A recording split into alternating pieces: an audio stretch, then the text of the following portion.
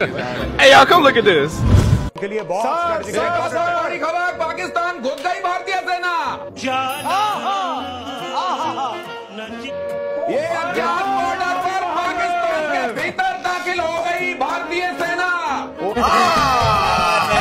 झूठ बोल रहा है। और देखिए मेजर गौरव आर्या को, ये इसका मतलब समझिए ये क्या है। चलो भाई देखो अब मैं क्या करता हूँ। ये अब पराक्रम का वो प्रदर्शन है जिसकी ताव झेल नहीं पाएगा पाकिस्तान। अच्छा हमको सिखा दिया।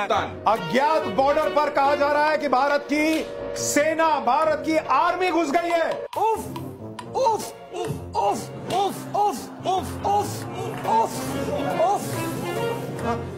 अभी तक तो कहा जा रहा था कि सिर्फ एयरफोर्स अटैक कर रहा है, लेकिन अब भारत की आर्मी घुस गई है। मेजर गौरव आर्या, एक बार नेवी बीच में आके कराची पोर्ट पे आग लगा दे, मजा आ जाएगा। कैसा लगा मेरा मजाक?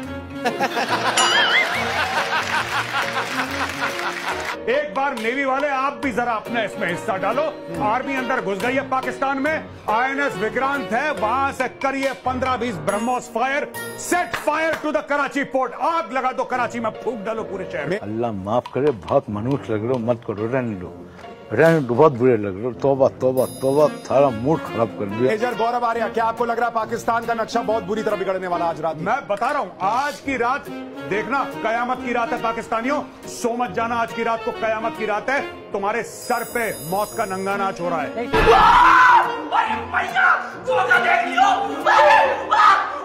अरे मीरा जी, आप कह रही थी S-400 का मिसाइल बड़ा महंगा आता है, ड्रोन पे क्यों खर्च करना?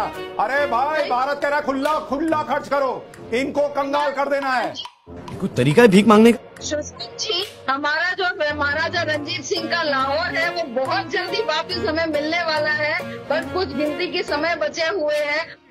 अबे जल्दी बोल, कल सुबह पनवेल निकल। बस जैसा आपने वही कहा कि हम सब ये प्रार्थना करें कि हमारे जो योद्धा आज ग्राउंड पे भी उतरे हैं, ईश्वर उनकी पूरी तरीके से रक्षा करे। प्यारी समझ गई। दो चीजें यहाँ जोड़ना चाहता हूँ, तीन चीजें इनफैक्ट, कि इस वक्त देश में नरेंद्र मोदी का जो नेतृत्व है, आपको उसको यहाँ पर चर्चा में लाना होगा कि इस तरह का निर्णय लेना कि बॉस ठोक दो, घुस के ठोक दो। चुप, बिल्कुल चुप। हिम्मत कैसे हुई तेरी मुंह खोलने? जहां नरेंद्र मोदी ने दुनिया को कहा कि ये युद्ध का नहीं बुद्ध का समय है, लेकिन इसका मतलब ये थोड़ी है कि सब बर्दाश्त करेंगे। बर्दाश्त की सीमा होती है। नरेंद्र मोदी ने टारगेट रखा हुआ था 2047। आप सोचिए कि नरेंद्र मोदी ने उससे भी कॉम्प्रोमाइज किया। गजब बेइज्जती है।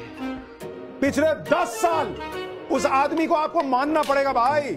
10 साल भारत की सेना ने जिस तरह से हथियार बनाए हैं, जिस तरह से हथियार खरीदे हैं, आज उसकी ताकत दिख रही है। मेजर गौरव आर्या, रोज आते हैं इस उम्मीद पे, आज जीतेंगे, कल जीतेंगे, परसों जीतेंगे, रोज हारते हैं। अनप्रेसिडेंटेड है। मैंने पिछले, खासतौर से पिछले 7-8 साल में, 10 साल में से पिछले 7-8 साल में जितनी मैंने हथियार की खरीदारी देखी है, मैंने जीवन में नहीं देखी। हर तीसरे दिन अनाउंस, इतने 1000 करोड़ का ये, इतने 1000 करोड़ का ये, हथियारों का इन्होंने अंबार लगा दिया। इस सब के बीच में मैं चाहूंगा इसमें प्लीज ऐड करिए क्वेटा, क्योंकि क्वेटा में, क्वेटा का जो इलाका, या एग्जैक्टली क्वेटा का इलाका है, वहां पर बलोच ने हमला कर दिया है।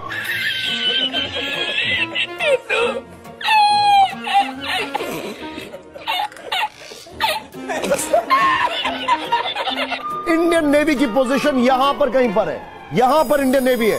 कराची का नेवल बेस, उसको मेजर डिस्ट्रक्शन हुआ है।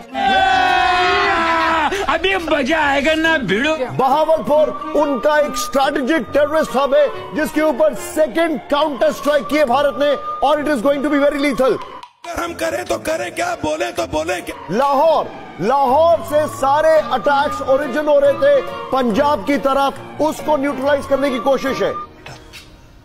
तुमसे ना हो पाएगा। सियालकोट, यहां से ओरिजिन हो रहे थे सारे अटैक आप जम्मू कश्मीर की तरफ।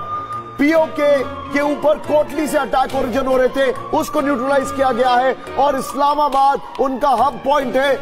इंफॉर्मेशन अलग अलग है। इस्लामाबाद के बड़े इंपॉर्टेंट स्ट्रैटेजिक लोकेशंस पर अटैक किया गया।